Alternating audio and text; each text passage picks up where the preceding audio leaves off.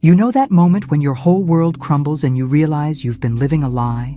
Well, mine happened 3 days after I buried my husband of 22 years while I was still wearing the same black dress from his funeral.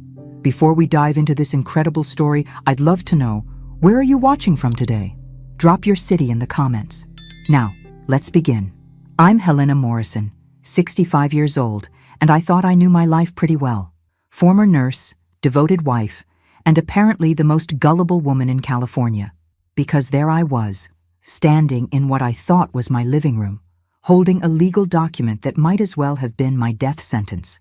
"I'm sorry, Mrs. Morrison," the lawyer said, not looking sorry at all. "But the house was purchased before your marriage and remained in your late husband's name only.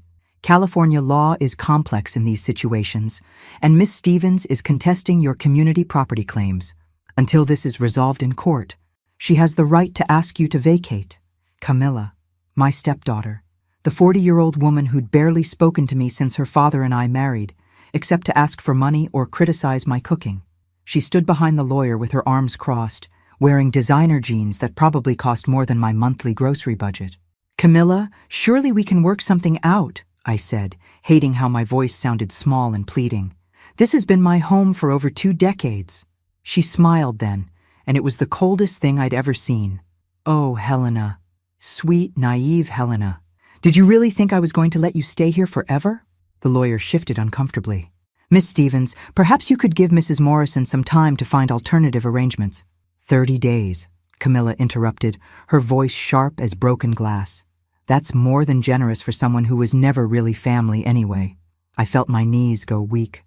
22 years of marriage, of caring for this woman's father, of trying to be a mother to a child who hated me from day one. And this was my reward. "Camilla, your father loved me. We built a life together. He felt sorry for you," she snapped. "You were a lonely widow when you met him, remember? He was too kind to break your heart, but deep down, he knew what I always knew."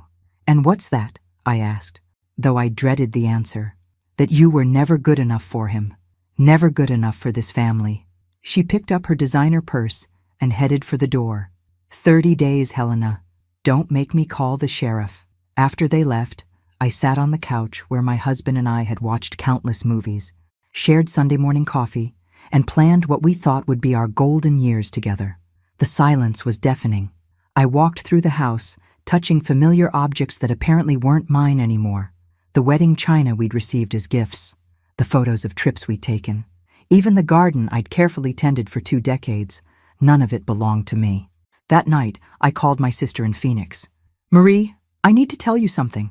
"Helena, you sound terrible. What's wrong?" When I finished explaining, there was a long pause. Then Marie said quietly, "Honey, I wish I could help, but Bob's medical bills have wiped us out. We can barely afford our own place." After I hung up, I sat at the kitchen table and did the math. My nursing license had expired years ago. My Social Security wouldn't cover rent anywhere decent. I had maybe $3,000 in my personal savings account. At 65 years old, I was about to become homeless. But what I discovered next changed everything.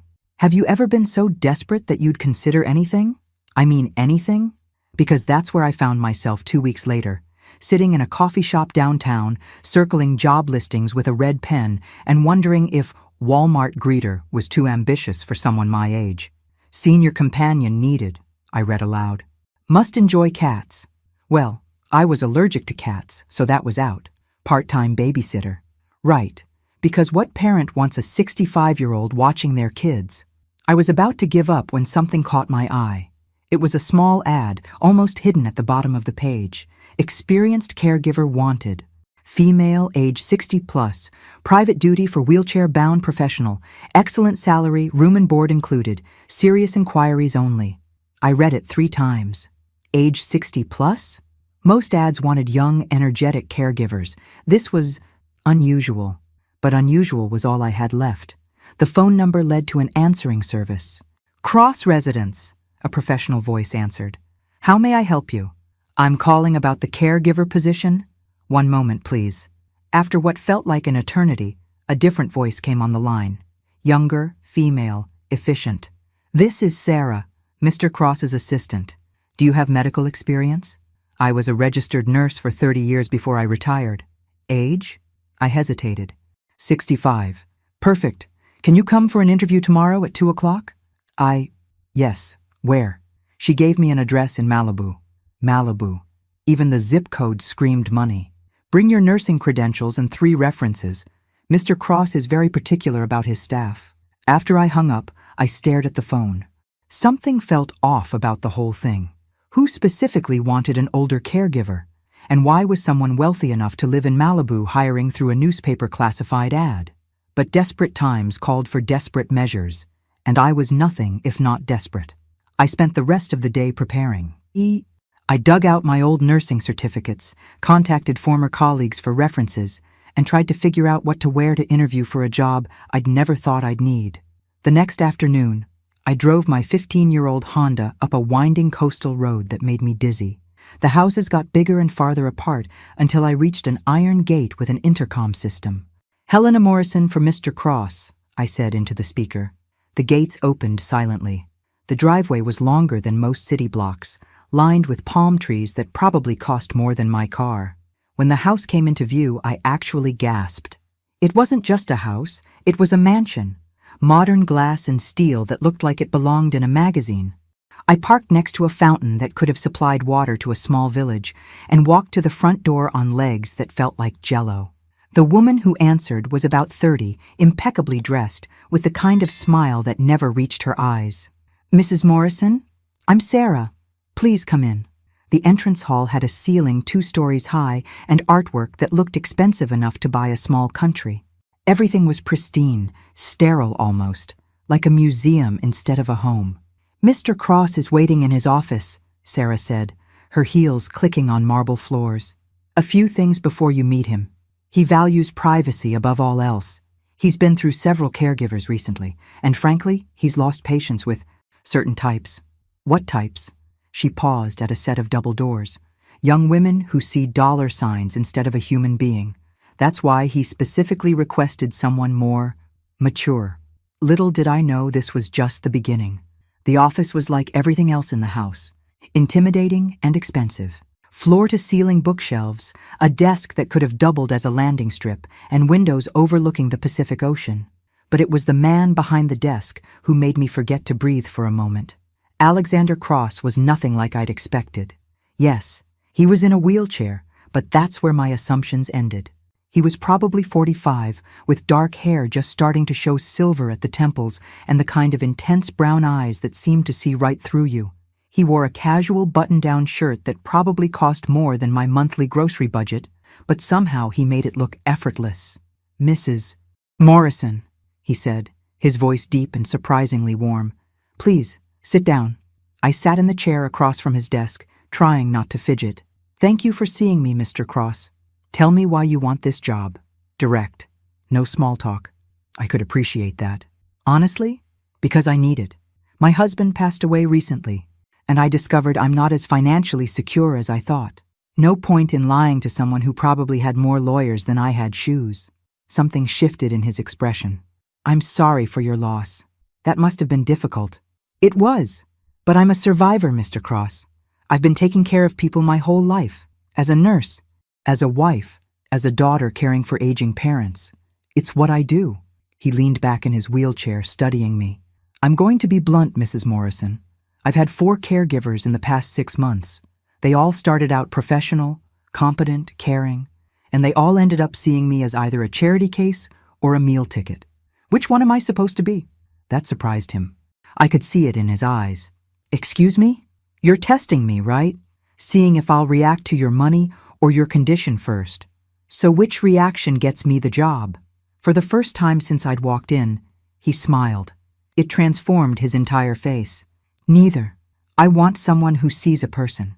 "Then you're in luck, because that's all I've ever seen when I look at someone." We talked for another 30 minutes.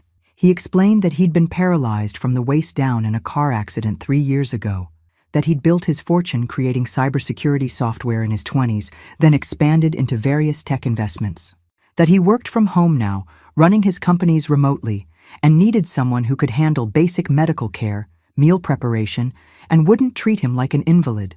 The salary is $5,000 a month, plus room and board. he said finally. Your own suite, complete privacy when you're off duty. Are you interested? $5,000. I tried not to let my shock show. That's very generous. I pay well for loyalty and competence. When can you start? Immediately. As I drove back down that ridiculous driveway, my phone rang. Unknown number. Hello? Helena? The voice was familiar, but I couldn't place it immediately. Yes? It's Camilla. Where are you living now? My stomach dropped. How had she gotten my cell number? I'd forgotten I'd given it to her father's old insurance agent weeks ago. Why? I wanted to make sure you're okay. You left so suddenly, and I've been worried. Worried. Right. The same woman who'd given me 30 days to get out of my home was suddenly concerned about my welfare. I'm fine, Camilla. Is there something you need? Can't I just check on my stepmother? Something in her tone made my skin crawl. Sweet, concerned, completely fake.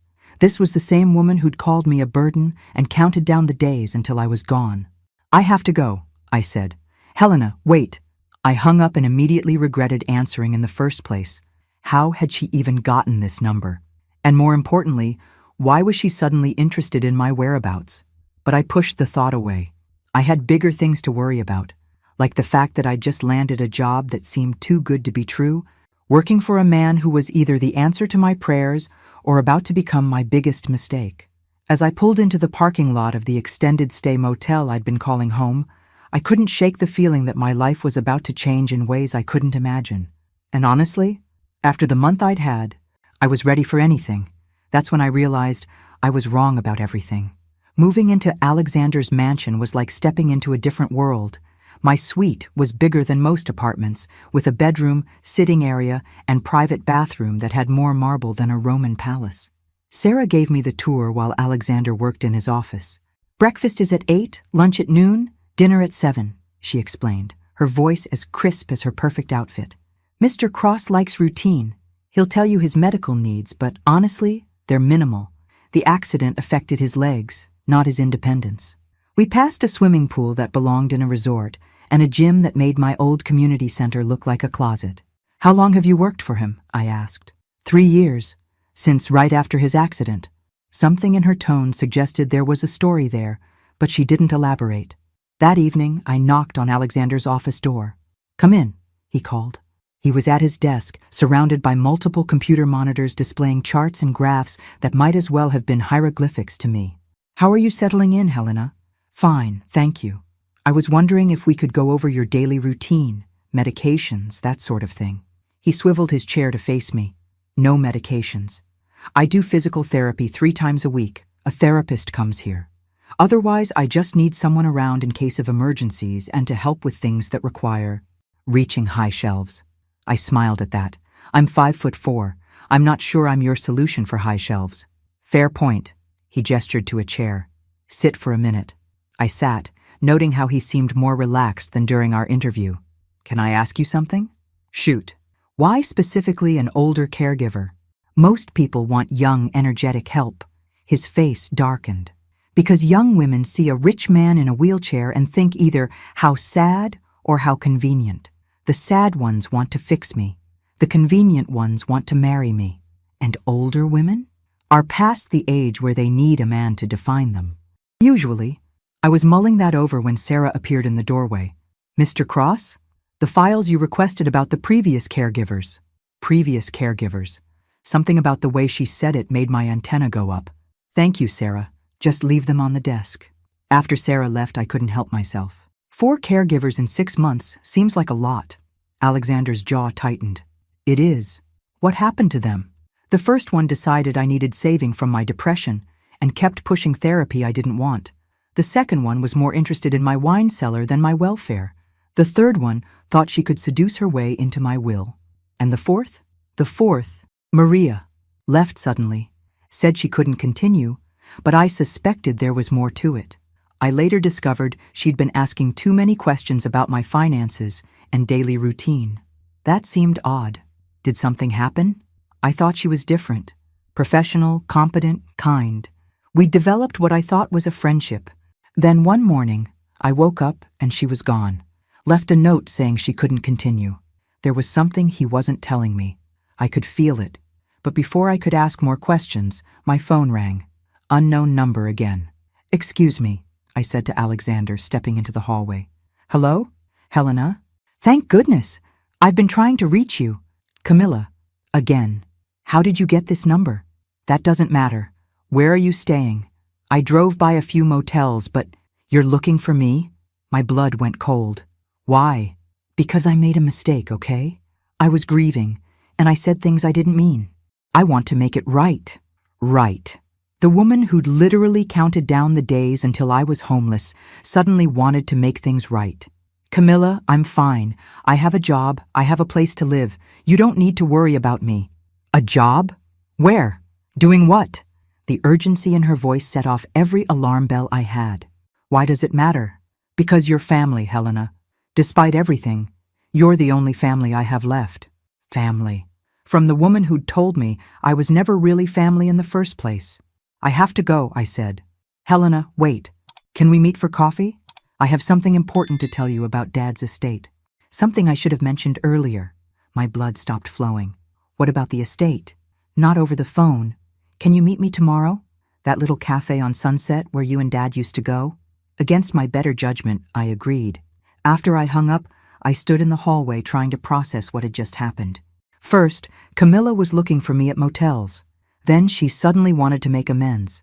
And now there was something about my husband's estate she hadn't told me? When I went back into Alexander's office, he took one look at my face and frowned. "Everything okay?" "I'm not sure." I sat down heavily. "Mr. Cross, can I ask you a personal question?" "Alexander. And yes, when you do background checks on your employees, how thorough are they?" His expression grew serious. "Very thorough. Why?" "Because I think I'm about to discover that someone I trusted has been lying to me about more than just my living situation." Little did I know that was just the tip of the iceberg. The next morning, I stood in front of my closet, well, Alexander's guest suite closet, trying to decide what to wear to meet someone who'd thrown me out of my home, but now claimed to have important information about my dead husband's estate. Business casual seemed appropriate for potential betrayal. I found Alexander in his home gym, working out on a modified weight machine that looked like it cost more than my car. He was wearing a tank top, and I was surprised by how muscular his arms and shoulders were. Apparently, losing the use of your legs didn't mean you gave up on fitness. "Good morning," I said, trying not to stare. "Morning. You look like you didn't sleep well." "I didn't. I keep thinking about this meeting with my stepdaughter. She mentioned something about my husband's estate that she should have told me earlier." Alexander stopped mid-rep and looked at me seriously. "Helena, did you have a lawyer review your husband's will and estate documents?" I felt my cheeks get hot. "No. I trusted Camilla to handle everything. She said it was all straightforward. Never trust family with legal matters unless they're your lawyer," he said bluntly. "Want me to have my attorney take a look?" "I couldn't ask you to do that." "You're not asking. I'm offering. And after 30 years in business, I've learned that when someone suddenly wants to make things right, it's usually because they've been caught making things wrong." An hour later, I sat across from Camilla at the little cafe where my husband and I used to share Sunday brunch. She looked nervous, fidgeting with her coffee cup and checking her phone constantly. "You look good," she said when I sat down. "I was worried you'd be struggling." "I'm fine. Where are you staying?" "I tried to find you to apologize sooner, but—" "Camilla, you said you had something to tell me about your father's estate." She took a deep breath. "Right. The thing is, there was a life insurance policy. I found the paperwork when I was going through Dad's files." My stomach dropped. "What kind of life insurance policy?" "A big one. $300,000. She wouldn't meet my eyes. "With you as the beneficiary. But here's the thing. The insurance company sent the paperwork to the house. And I may have delayed forwarding it to you." I stared at her. "I was the beneficiary of a $300,000 life insurance policy, and you're just telling me now?" "I was going to tell you, but then you got so upset about the house, and I thought maybe it would be better to wait until you were more settled." "You thought it would be better?" I stood up so fast my chair scraped against the floor. "Camilla, I've been living in an extended stay motel. I've been applying for jobs at grocery stores, and you've been sitting on $300,000 that belongs to me?" "Helena, please sit down. People are staring." I sat, but only because I was afraid my legs wouldn't hold me up. "Where is this money now?" "It's in probate. These things take time. How much time? The lawyer said 6 months, maybe longer. But Helena, I've been thinking, maybe we could work something out in the meantime. And there it was, the real reason for this meeting. What kind of arrangement? Well, you're working now, right? You said you have a job. So maybe you don't need the full amount right away. Maybe we could split it. Since Dad did leave me the house and all the expenses that come with it. I stared at this woman who'd called me family 1 minute and tried to rob me the next. You want to split my inheritance from your father. Our father, she corrected quickly. I mean, he was your husband, but he was my dad for 35 years. And honestly, Helena, 300,000 is a lot of money for someone your age. What are you going to do with it all? What was I going to do with it? Maybe not worry about dying homeless and broke. Maybe have some security for the first time since my husband passed away. Maybe not feel like a charity case. But I didn't say any of that. Instead, I pulled out my phone and called the number Alexander had given me. Robertson and Associates, a crisp voice answered. This is Helena Morrison. Mr. Cross asked me to call about reviewing some estate documents. Of course. Mrs. Morrison, can you come in this afternoon at 3? I'll be there. I hung up and looked at Camilla, who'd gone pale. Helena, what are you doing? Getting a lawyer. Apparently I should have done that months ago. You don't need a lawyer. This is family business. No, Camilla, this is business. And from now on, that's exactly how I'm going to treat it. I left her sitting there and drove back to Malibu, shaking with anger and something else I couldn't quite identify. When I walked into Alexander's office, he took one look at my face and shut his laptop. That bad? Worse. There's a $300,000 life insurance policy that she's been hiding from me. She wants to split it because, and I quote, 300,000 is a lot of money for someone my age. Alexander's expression went dark. She's been stealing from you.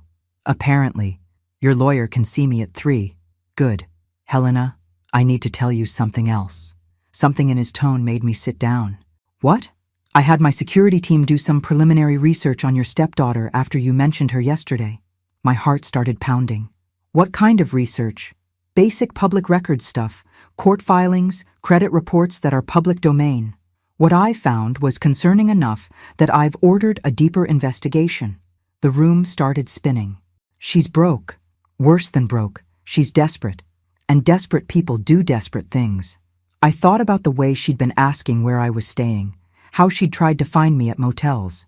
Alexander, what if she wasn't just trying to apologize? What if she was trying to figure out my situation because she wants to know if you found another source of income, he finished. Someone she could potentially target. That's when I realized I was wrong about everything I thought I knew about my stepdaughter. But what I discovered next would make her previous betrayal look like a kindness. I was still processing the news about Camilla's debts when I heard a car door slam in the driveway. Alexander and I both looked toward the window. Are you expecting someone? He asked. No. But my stomach was already dropping because I recognized that engine sound. My husband had always said Camilla's BMW needed a tune-up. Sarah appeared in the doorway looking flustered. Mr. Cross, there's a woman here claiming to be Mrs. Morrison's daughter. She says it's urgent. Stepdaughter, I corrected automatically. And it's never urgent with Camilla unless it involves money. Alexander studied my face. Do you want me to have security escort her off the property? For a moment, I was tempted. But then my curiosity got the better of me. No, let's see what she wants. 5 minutes later, Camilla walked into Alexander's office, and I watched her face change the moment she saw the surroundings. Her eyes went wide, taking in the expensive furniture, the wall of awards, the view of the ocean. Then she saw Alexander, and I swear I could practically see the dollar signs appearing in her pupils. Helena, I'm so sorry to bother you at work, but I was so worried when you left the cafe. I followed you part way and saw you turn toward Malibu. Then I found this address through your employer lookup. She stopped mid-sentence, staring at Alexander. I'm Camilla Stevens, Helena's stepdaughter. Alexander nodded politely. Alexander Cross. I watched Camilla process the name. Her fake, concerned expression shifted to something calculating. Cross? As in, Cross Technologies? Among other things. Oh, she knew exactly who he was now. I could see it in the way she suddenly stood straighter, smoothed her hair, and turned on that smile she used to use on her father when she wanted something expensive. Helena, You didn't tell me you were working for someone so prominent. She shot Alexander a look that was supposed to be charming and came across as predatory. You didn't ask where I was working, I replied. You were too busy trying to split my inheritance. Camilla's cheeks flushed. Helena, please, we're family. Can't we discuss private matters privately? Actually, Alexander said smoothly, I should give you ladies some space. Helena, I'll be in the pool if you need anything. As soon as he was gone, Camilla practically bounced on her toes. Helena, oh my God, do you know who that is? My employer. He's worth almost $3 billion. I looked him up on the drive over. He's one of the richest men in California under 50. And you're working as his caregiver. This is perfect. Something cold settled in my chest. Perfect for what? Camilla sat down in Alexander's chair like she owned the place. Helena, think about this opportunity. You're living in his house, taking care of him, earning his trust. A man like that, isolated, dependent on others, he probably gets lonely. Camilla, stop right there. No, listen to me. You're an attractive woman for your age. You're kind, caring, available. And he's a wealthy man who's probably vulnerable after his accident. This could solve both our problems. I stared at her. Both our problems? Well, you need financial security, and I need to get out of this debt situation. If you could just, I don't know, get closer to him. Make yourself indispensable. Men like that often marry their caregivers. The room went silent except for the sound of blood rushing in my ears. You want me to seduce Alexander Cross for his money. I want you to secure your future, and maybe remember who your family is when you do. I stood up slowly. Get out. Helena, get out of this house right now, or I'm calling security. You're being ridiculous. I'm trying to help you. No, you're trying to use me, just like you used your father's love for you to manipulate him, just like you used my grief to steal from me. And now you want me to become some kind of con artist. Camilla's mask finally slipped completely. Fine, be stupid, stay poor, but don't come crying to me when you realize you wasted the opportunity of a lifetime. I won't, because I finally understand what kind of person you really are. After she left, I sat in Alexander's office shaking, not just from anger, but from the realization of how close I'd come to losing more than just my home and money. I'd almost lost my integrity. When Alexander came back 20 minutes later, his hair still damp from the pool, he took one look at my face and closed the door behind him. What did she want? I couldn't look at him directly. She wanted me to seduce you for your money so we could both benefit from your wealth. I expected shock, or anger, or disgust. Instead, Alexander just nodded grimly. That's what I was afraid of. You knew? I suspected. Helena, I need to tell you something about Maria, my last caregiver. Remember I said she left suddenly? That wasn't the whole truth. I discovered she was asking suspicious questions about my finances and routine. When I confronted her, she quit immediately. Why? Because I discovered she was feeding information about my daily routine, my finances, my personal life to someone who was planning to blackmail me, someone who was very interested in my relationship status and how isolated I was. My blood ran cold. Who? We never found out. But whoever it was had done their research on vulnerable wealthy men. Maria was just the inside source.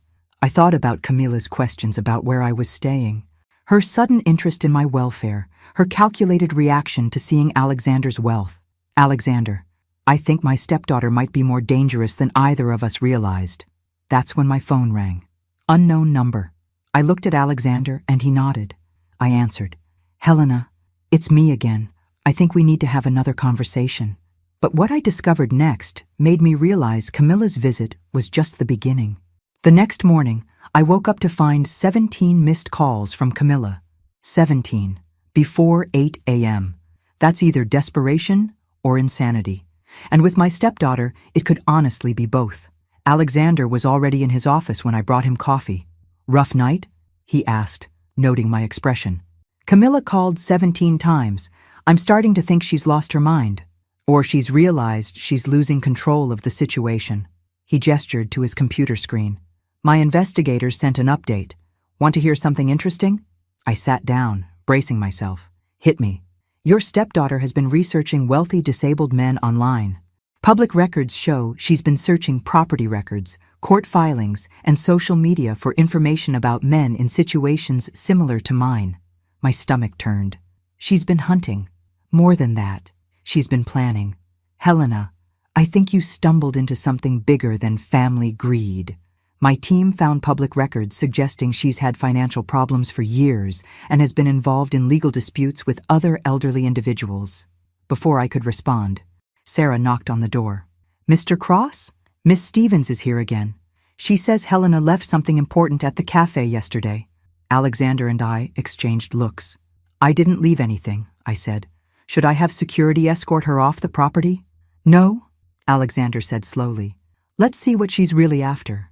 But Helena, I want you to be careful. Don't be alone with her. Camilla was waiting in the living room, wearing a dress that cost more than most people's mortgage payments. When she saw me, her smile was all teeth and no warmth. Helena, there you are. You forgot this yesterday. She held up a small wrapped package. I didn't forget anything because I didn't bring anything. Oh, but you did. It's a gift, from me to you, an apology for everything that's happened. Against my better judgment, I took the package. Inside was a silver bracelet that looked expensive and completely unlike anything Camilla had ever given me. It's beautiful, I said carefully, but I can't accept this. Of course you can. We're family. She glanced around the room, her eyes calculating. This is quite a place. You must be very comfortable here. I have a job, Camilla. That's all. Oh, I'm sure it's just a job.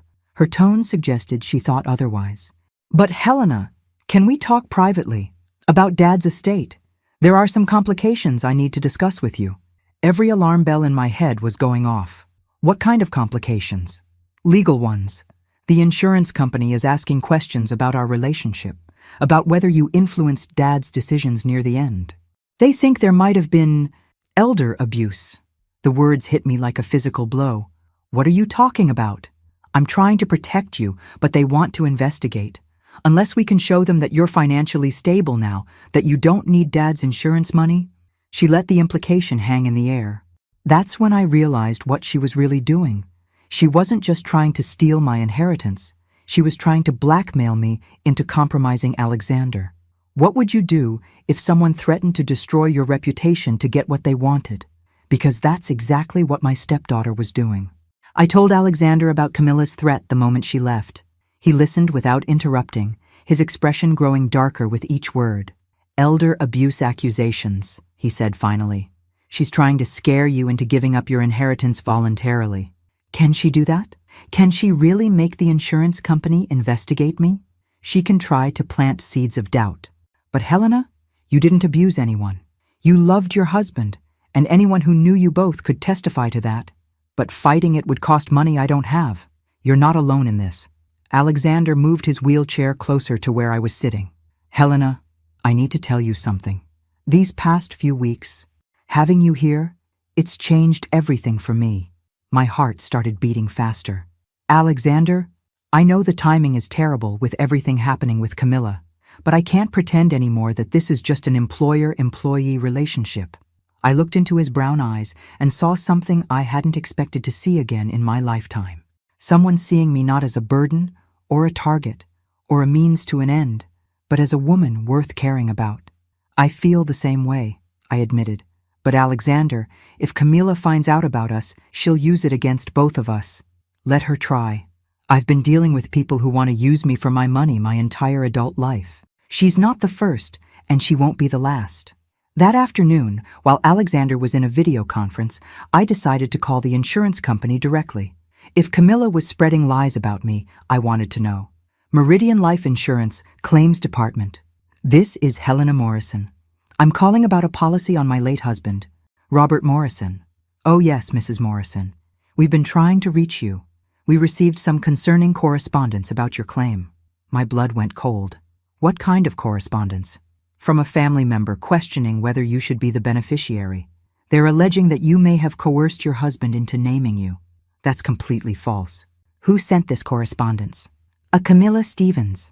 She claims to be your husband's daughter and says she has evidence of manipulation. I took a deep breath. Ma'am, I need you to know that Ms. Stevens has significant financial problems and is trying to steal my inheritance. My husband named me as beneficiary of his own free will. Mrs. Morrison, I understand this is difficult, but we do have to investigate any allegations of fraud. However, I can tell you that we've seen this type of family dispute before. If you can provide character references and documentation of your marriage, we should be able to resolve this quickly. After I hung up, I felt both relieved and furious. Relieved that the insurance company seemed reasonable. Furious that Camilla had actually followed through on her threat. When Alexander finished his call, I told him about the conversation. "She's escalating," he said grimly. "Helena, my investigators have found some preliminary information about Camilla that's concerning. It's not complete yet, but you need to see what we have so far." He handed me a folder with several documents. As I read, my hands started shaking. The public records showed Camilla had been involved in legal disputes with elderly individuals in 2 other states. Property disputes, contested wills, allegations of manipulation. The pattern was disturbing. "Alexander, she's done this before, multiple times.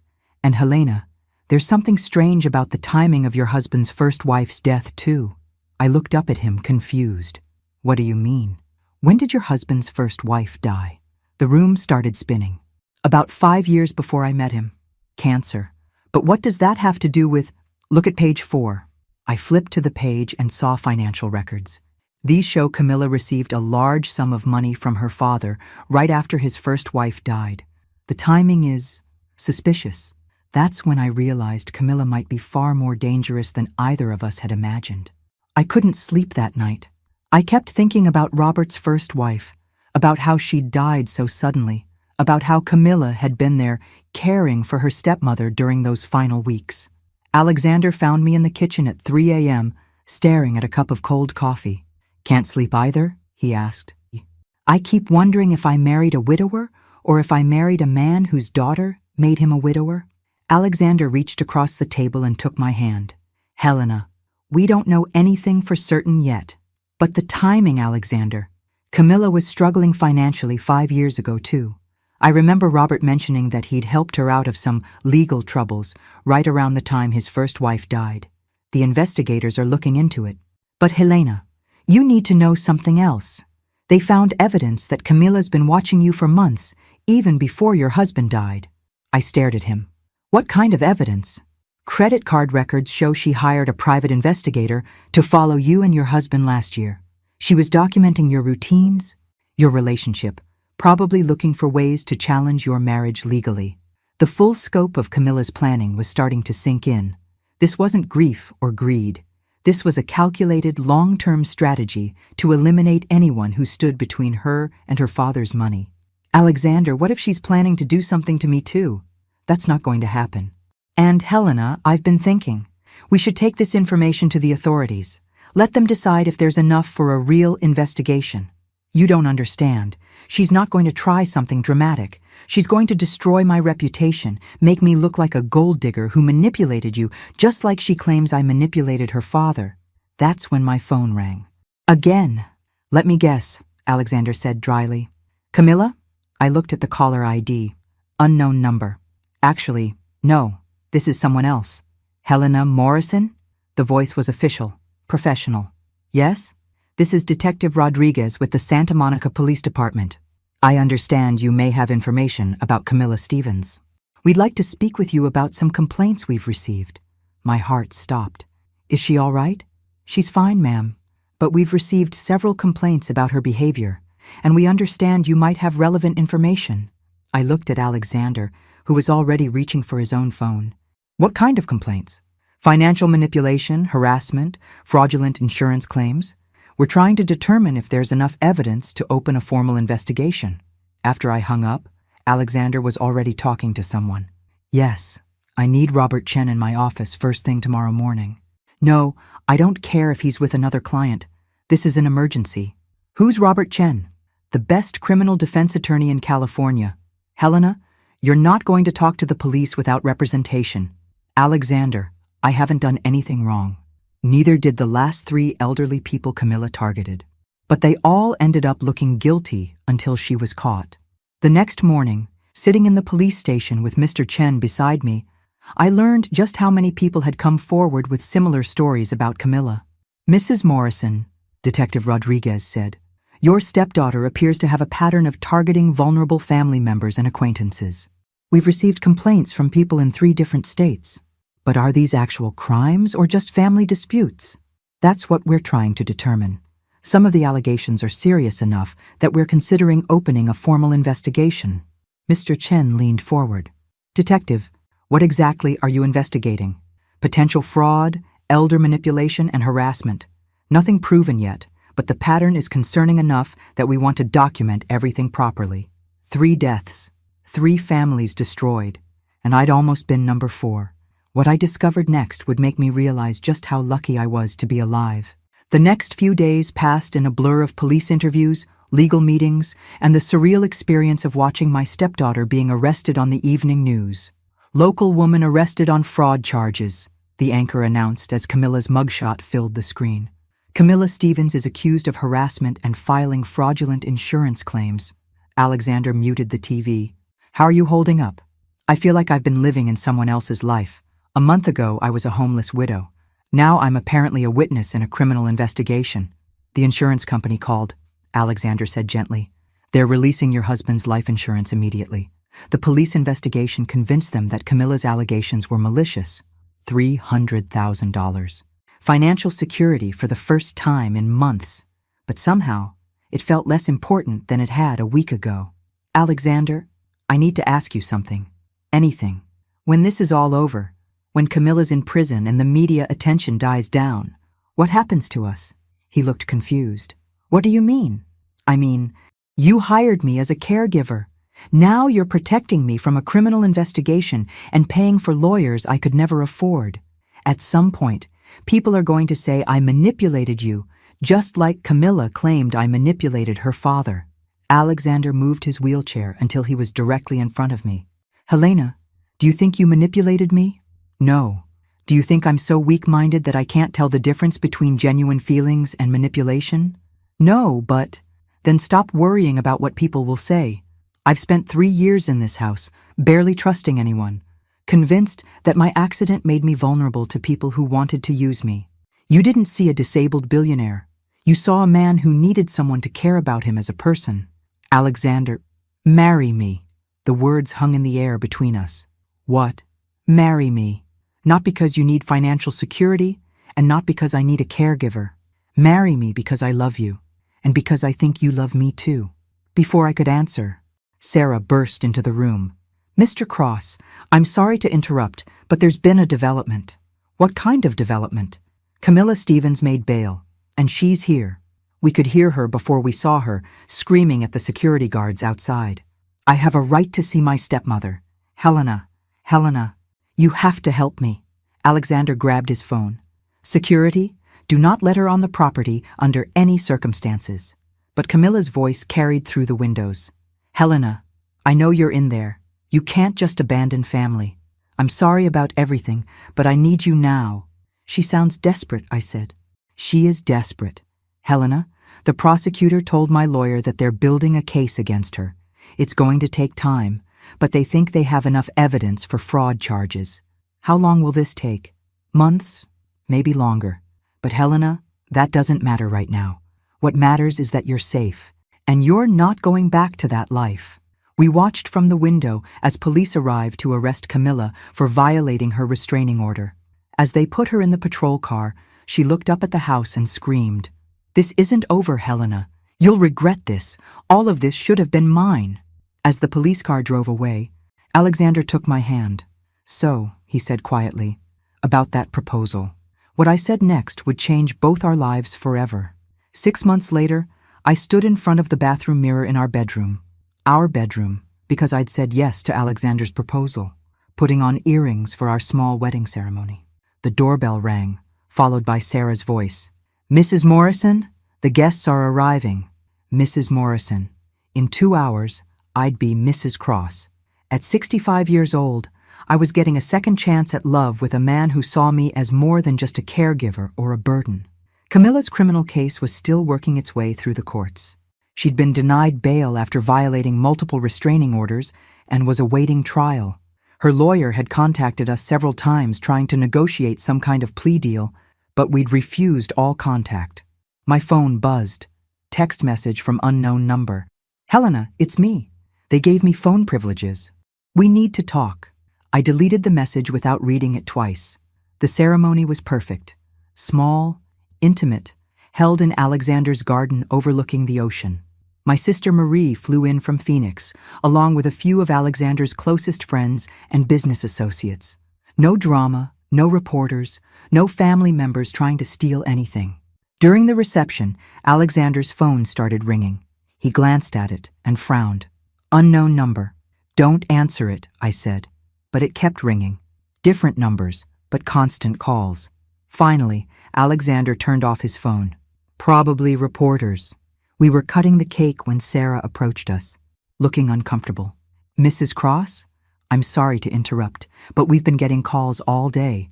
Same person, using the jail's phone system. The caller ID shows the county jail." My stomach dropped. "Camilla, should I call the police?" "No," I said. "She's allowed to make phone calls from jail. But we don't have to answer them." But the calls didn't stop.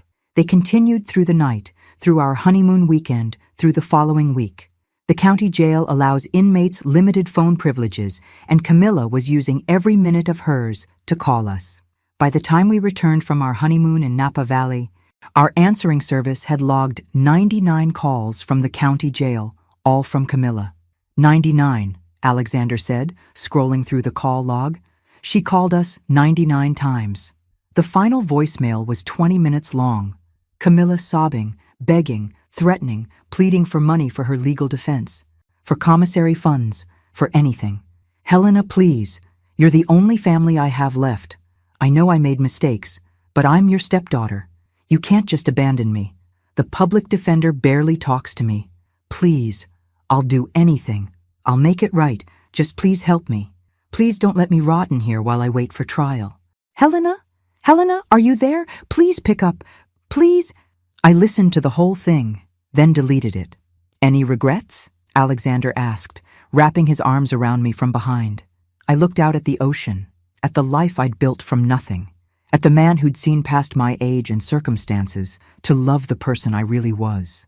"Just one," I said. "What's that?" "I regret not blocking the jail's number 98 calls sooner." Alexander laughed, and I realized that for the first time in longer than I could remember, I was exactly where I belonged. Camilla had spent years planning to destroy my life and steal everything I had. Instead, she'd led me to a life better than anything I could have imagined. Her trial was still months away, but I didn't need a court verdict to know that justice had already been served. Sometimes karma has a sense of humor, and sometimes the best revenge really is living well. Thank you so much for following Helena's journey. I'd love to hear your thoughts. Did you see Camilla's true nature coming from the beginning? Or were you surprised by how deep her schemes went? And what did you think about Helena finding love at 65? Share your thoughts in the comments below. I read every single one. Thanks for listening. Don't forget to subscribe and feel free to share your story in the comments. Your voice matters.